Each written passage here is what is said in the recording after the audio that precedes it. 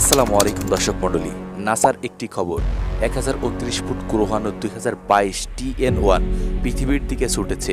30শে April একটি কাছাকাছি যাওয়ার জন্য প্রস্তুত। একটি মহাজাগতিক ইভেন্ট। নাসা এর বিজ্ঞানী উচ্চ সতর্কতা অবলম্বন করেছে। 2022 TN1 নামে পরিচিত একটি বিশাল গ্রহাণু ভয়াবহ গতিতে পৃথিবীর দিকে ধেয়ে আসছে। এই বিশাল মহাকাশ শিলা 1029 ফুট চওড়া। 30শে এপ্রিল 2024-এ আমাদের পৃথিবী গ্রহণের কাছাকাছি আসতে চলেছে।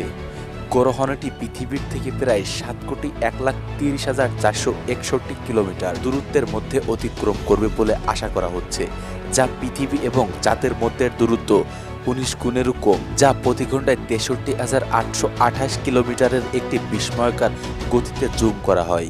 এটি একটি ঘনিষ্ঠ মুখোমুখি যা বিশেষজ্ঞদের প্রান্তে রেখে চলেছে, যা আমাদের পৃথিবীর বাইরে দিয়েই চলে যাবে। আমাদের পৃথিবীর কোনো আসর আসবে না।